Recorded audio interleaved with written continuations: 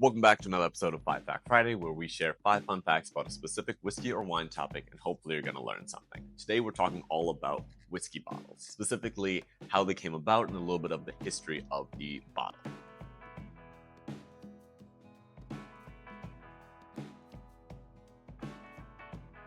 Now, personally, I was kind of shocked by the history of the bottle and that it came about so early. We see the earliest whiskey bottles really being created back in the 1600s. I would have guessed it would have been in like the 1800s or something like that, but we go all the way back to the 1600s. Now, before we get there, let's talk about what was being used prior to this. If you didn't have a bottle to put your whiskey in, most stores and distilleries obviously would have their barrels that the whiskey was made in. They would have this, people would bring whatever container they had, be able to fill up their whiskey there, purchase that amount, and leave.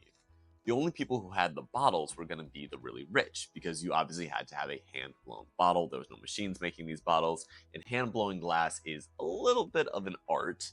It's a lot of bit of an art. It's a joke. It's a lot of bit of an art, and it's kind of difficult to do, and if you didn't have someone who was able to do it for you, obviously you had to be rich to be able to afford it. Like I said, the birth of bottling really happened in about the late 1600s, early 1700s. And what would be going on again is people would be taking this glass and blowing the glass bottles, and the size was around 600 to 800 milliliters, which is kind of funny because these are all 750s. But the size was going to kind of vary, and it was all due to the person who was blowing it, their lung capacity. If they could not blow something bigger, obviously they wouldn't. You can't have more air than what's in your lungs.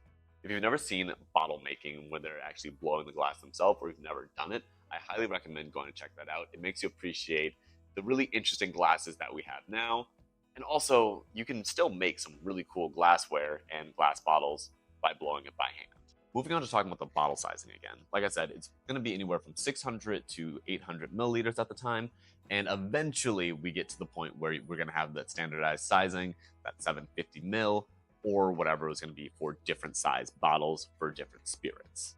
In the US, we really didn't see bottling become more present in the whiskey world until about the late 1800s, where people started using it a little bit more so that things would be tamper-proof and you wouldn't be able to really mess with what was ever in the bottle. It wasn't until 1904 that Michael J. Owens patented the automatic bottle maker. This could make 4 bottles in 1 second to a uniform size. It was way cheaper, it was affordable. So now all of the distilleries and other people were able to get bottles to the specification that they needed in order to fill it up, seal it up, and ship it. And now you could just have a bottle of whiskey sitting on your shelf at home. Now there's one bottle we really didn't look at all, and that's these little mini ones, which has a really funny history to me. The miniature bottles, which we've all seen, we've had them, shooters, yeah, they're kind of fun, but the history goes back much, much further. Historically, there are a lot of different taxes that have happened on either glass, whiskey, whatever it may be. So people started making these miniature bottles, or just any smaller format bottle, because it was obviously cheaper, you didn't have to pay as much taxes on it, but also during like World War II or any other war, it was very easy to take these and ship them. So again, war is one of the big reasons why we have these little guys, because sailors were like, hey, I want to bring my booze with me, but they weren't always able to bring it with them. So now you have these small format bottles instead of trying to lug around a giant bottle like this. I just think that's a really interesting fun fact about bottling and where the miniature shooters came from. But anyways, that's going to be 5 fun facts about the world of whiskey bottles. Hopefully you learned something. You guys have a good weekend. Cheers.